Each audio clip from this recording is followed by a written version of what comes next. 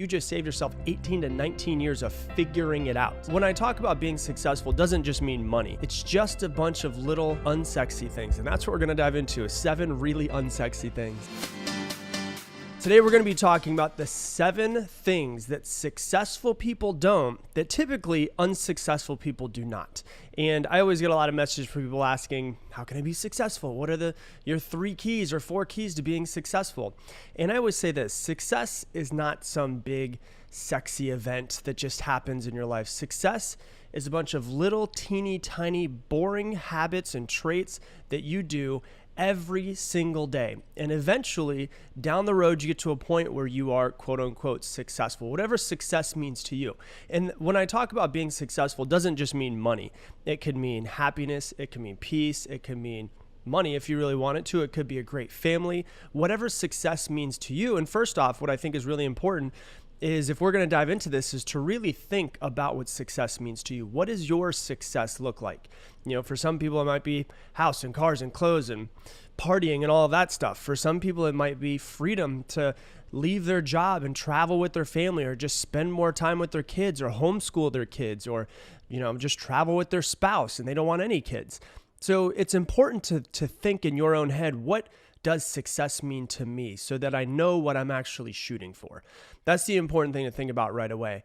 But when we're talking about successful people, what they do is they have habits, traits, and qualities of things that they do every single day, day in, day out, that are not sexy at all, but they just do them. And eventually it gets them to the point where 10 years down the road, because they've been doing these things over and over and over again, they're light years ahead of everybody else. It's kind of like if you were to think of, let's say you work out every single day throughout the week, Monday through Friday, and you take the weekend off, right?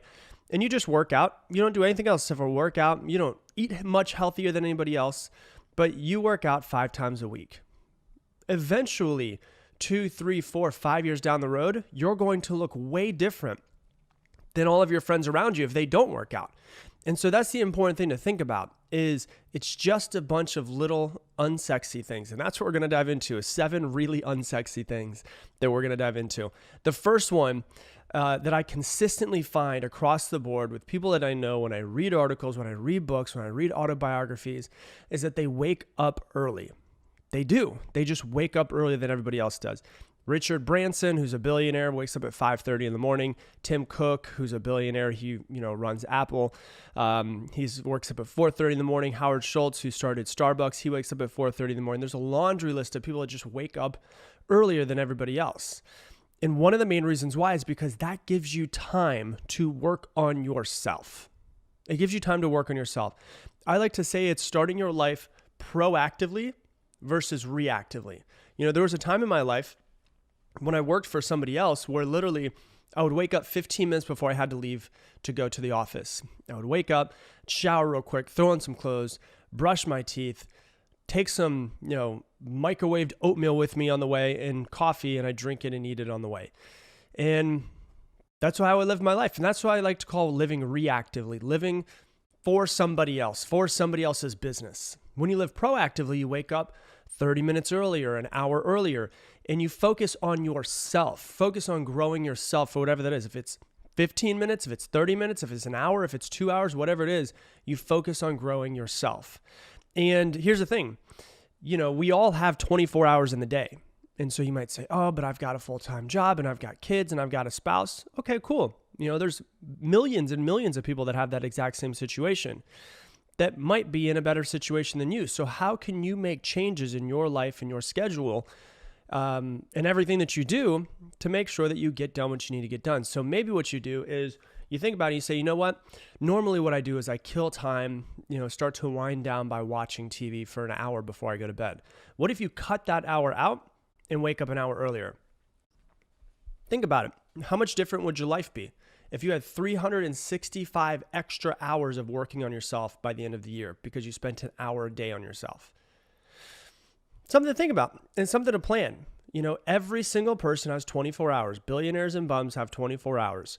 It's what you do in that time. So if you're using time as an excuse, you might have to get a better excuse than that. I'm just going to be honest with you. It's like Gary Vaynerchuk says, instead of saying, I don't have enough time, just start saying, I don't care enough. and see if your mindset starts to change then. Where you're like, yeah, I don't care enough to wake up early and work on myself, versus I don't have enough time to wake up early and work on myself. You might be like, oh, I don't care enough to wake up an early. It starts to make you feel different. Like, man, I really don't care enough about myself. Is that the truth? And you start diving into it and go, maybe I should spend some time. Maybe I should find 15 minutes, an hour, whatever it is, to work on myself. So number one is that they work on themselves. And, I want you to ask yourself this question. Do you wake up early enough for you time? Do you? And if you need to write it down. You can ask yourself the question when we get done. Do you wake up early enough every morning for you time? Wake up before the kids, wake up before your spouse. You can read, you can exercise, you can meditate, you can journal, whatever it is that you want to do.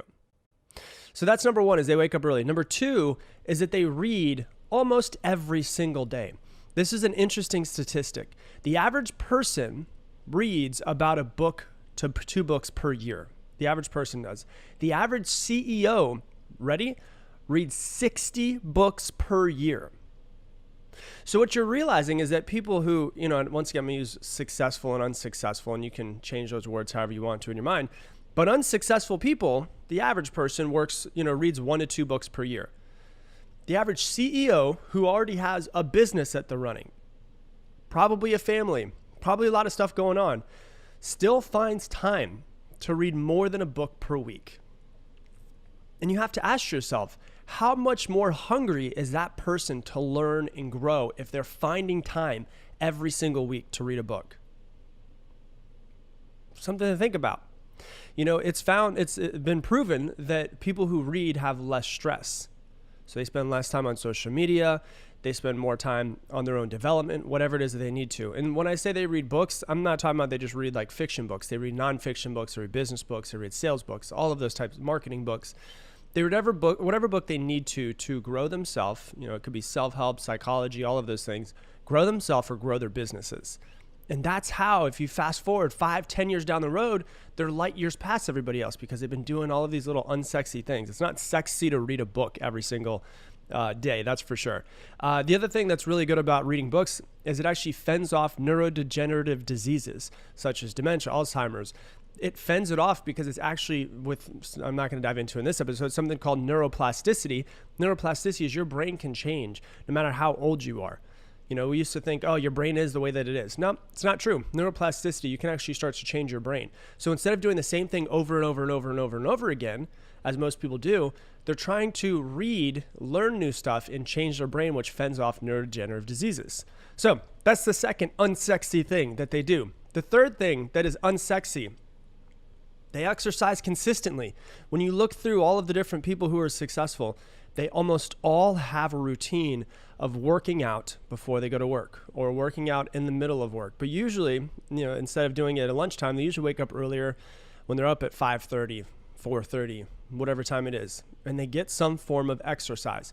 One of the things that I think that people really don't think about enough is the mind-body connection. If you're out there and you're trying to be successful, you're trying to, do something big with your life, whatever success is to you, once again, it's going to require you to use your brain. It's going to probably require you to use your brain at a very high level. There's a mind-body connection. When you eat crappy food, when you don't work out, you have less energy. And that less energy, the most energy consuming organ in your body is your brain. So if you think about it, the more you work out, the more in shape your body is, the better that it's running, the better that your brain will be running, which means the better output that you will have in every activity that you do. So you have to exercise consistently. So I want you to ask yourself, how often are you working out? And how often do you need to start working out in order to get the life that you want? So that is the third unsexy thing that they do. The fourth unsexy thing that they do is they write their goals down. There was a study that was done in the 70s by Harvard when their people were graduating. All of their graduate students were graduating with their masters and everything. They did this big study on everybody. They found out that only 3% of students who are graduating wrote their goals down. Now, here's what's important. They followed up with everybody, the people who wrote their goals down and didn't write their goals down, and found out, this is a true story. This is 10 years later. So in the 70s, they did this, and then the 80s, they followed up. The 3% that wrote their goals down were 10 times more successful than the other 97% combined. So let's take that. 3% of people were 10 times more successful than 97% of the other people who didn't write their goals down combined. Why is this? There's a couple reasons why it could be, but if you just want to be successful, shouldn't you just take a page out of these people's books and go, man, I need to start writing my goals down. I need to put a deadline to my goal. I need to figure out exactly and get very, very clear on exactly what my goals are. There's a few reasons why I think this happens. Number one, when you write something down, you can start to realize how vague it is in your mind. And you look at it on a piece of paper and you go, okay, I need to get a little bit more clear on this. And then you get more clear. And then you look at it and you go, well, it's here. I might as well make a plan. Okay, you start to make a plan. Okay, now that I've got this plan in front of me, let me put a date to it. And you start to actually plan it out as if you're coming up with a business plan, but you're coming up with a business plan for your life. The second thing that I think really makes it important as well is when you take something from your brain, just bouncing around in your brain all over there, it can seem very abstract when it's just in your brain. But then when you put it on a piece of paper, it's like your brain goes, oh my God, this is real. This is physical. This is tangible in the world. And now I've got to work through it. And you write down your goals. You get clear on them. You plan them out. You take action. So the fourth unsexy thing they do is they write down their goals. They get clear on them. They figure out what they're working towards. They make it a mission. They put a deadline to it, and they start to execute on those goals. Hey, if you're enjoying this video, do me a favor and hit that like button down below. It helps with the YouTube algorithm so that more people can see this message because it helps us get it out organically. So hit that like button, and I appreciate you. The fifth unsexy thing, which I guess is maybe could be a little bit sexy, is they find mentors. The average millionaire, this is an interesting statistic, before they become a millionaire, has had 7 different types of mentors. That's pretty crazy to think about. 7 different mentors. I know for me, my first mentor I got when I was 19 years old, I actually got 2 mentors in the very first year. Both of them changed my life. I've had many mentors over the course of my life. And some of them I paid for, some of them have been friends. And this is a very important thing that I think people need to think about. Most people want to just find free mentors because everybody loves something free. But here's what's really important. This is super important for you to listen to about having a paid mentor. I really, truly believe in having a paid mentor because my first mentor I paid for. I paid him $500 a month when I was 19 years old, which is more than I paid in rent, to have him be my mentor. And the reason why I think that's important is because, number one, I take it more seriously because I'm giving him my money. I want this to work. And so I'm more likely to take action and listen to him when he holds me accountable and do what he says for me to do because I want to get my freaking money's worth. I'm cheap. I'm frugal. If I'm going to be spending $500 a month at 19 years old, more than I pay in rent, I better get my freaking money's worth. That's the way that I saw it. So I was like, all right, I got skin in the game. I better do something about it. So number one, I was more serious about it. Number two, the reason why I think it's great to have a paid mentor as well is because not only am I more serious about it, he is more serious about it. We're meeting every single week. We're talking. We're going through my business plan. We're seeing what I need to do. We're making changes every single week and shifting. And the reason why that's important is because he feels like my success is his success, and he feels liable to the fact that he better help me be successful or else he's not worth the money. Make sense? And so most people are like, I want to get free mentors. I want to get free mentors. That's great. You can find free mentors. But there's a massive, massive value to having a paid mentor because number one, you take it more seriously. Number two, they take it more seriously and they want to see you succeed. They want to see you, both want to see you succeed. But one of them is getting paid to help you succeed. So they want to make you succeed so that therefore you continue to stay with them. So I think if you want to, build an Amazon course or an Amazon page, learn from someone who's already doing $1 million on Amazon. If you want to be, a coach, learn from somebody who's already doing $1 million as a coach. If you want to be an incredible, business person, find someone who's incredible at business. If you want to have an incredible marriage, find someone who's already got an incredible marriage. You have to think about it that way, where it is important to actually find someone and pay them some of your money. It is okay to do that. You got skin in the game. And if you think about it, if you find the fact of how much they can shorten your learning curve is crazy. If they've got 20 years of experience in whatever it is that you do, they can shorten that 20 years into a year or two for you, which means that you just saved yourself 18 to 19 years of figuring it out. I'm real big on finding mentors and paying for them because I've seen the success in my own life. I've joined masterminds that cost $25,000 for the year. I've joined masterminds that have cost $100,000 for the year. But the reason why was because of the people that I was surrounding myself with. When you go, and this isn't to brag in any sort of way, but this is just to give you an idea of how much I actually spend on myself. When I spend $100,000 on going to a mastermind, and we have 3 events throughout the course of the year, we meet every single week, the people who are the teachers in there, just so you know, there's 22 teachers in there that have all run businesses over $100 million. So I'm getting downloads from them. And so was it hard for me to go, oh my God, I'm about to spend $100,000 on this? Yes, absolutely. It was freaking crazy. The most I've ever spent out of my pocket at one point in time. But I literally made that money back in probably 6 weeks from all of the stuff that I learned. Well, now it's just all bonus. Am I going to continue to sign up for it? Yeah, because this is the value that I'm getting. And so I realize you might not have $100,000 to spend on something, but can you go, all right, let me look at my finances. I'm wasting money here. I'm wasting money here. I'm wasting money here.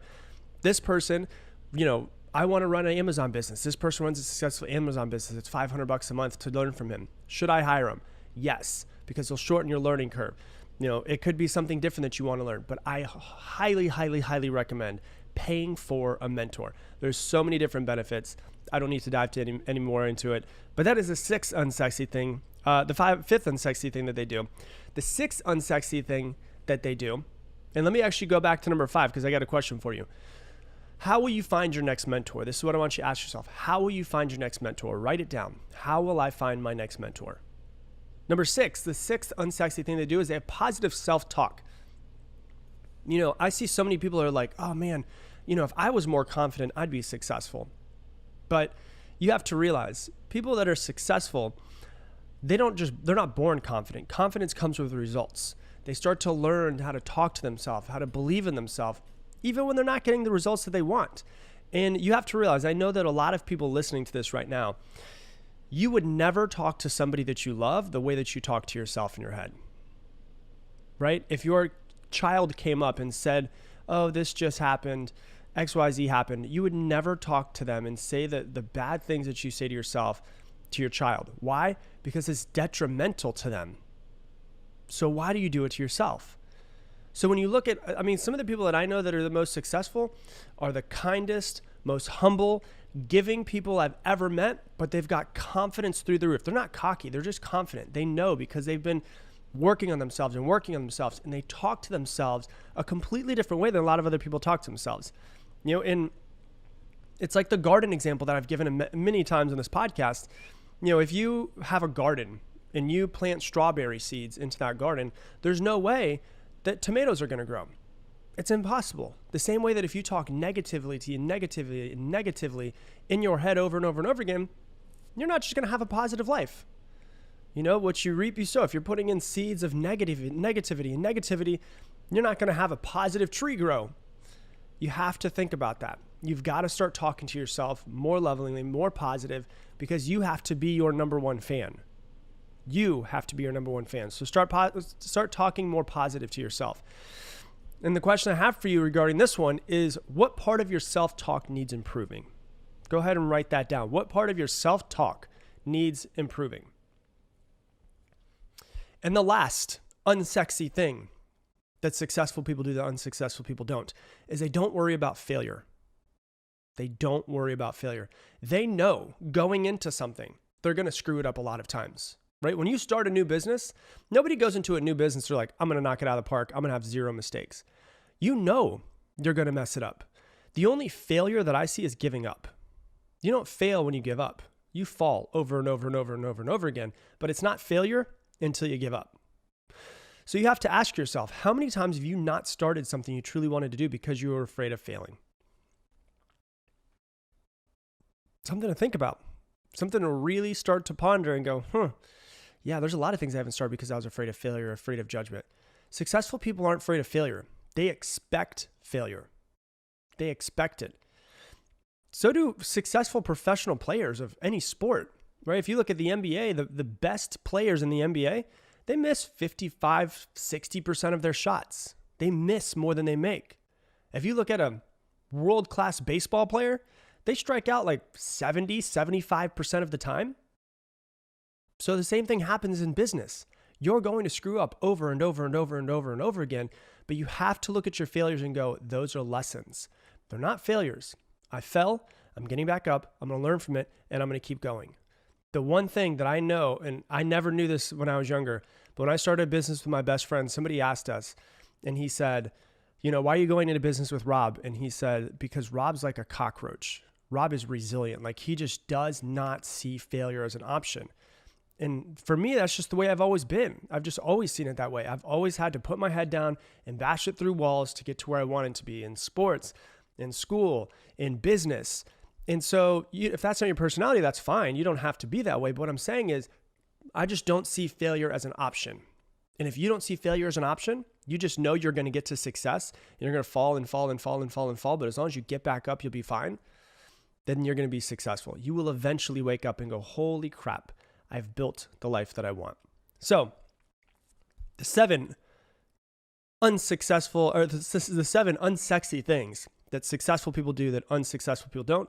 Number 1, they wake up early. Number 2, they read every day. Number 3, they exercise consistently. Number 4, they write down their goals. Number 5, they find mentors. Number 6, they have positive self-talk. And number 7, they don't worry about their failures. Hey, thanks so much for watching this video. If you want to learn even more about mastering your mind, click right here and watch this video as well. You have to get up and you have to put the work in, because nobody is going to put the work in for you.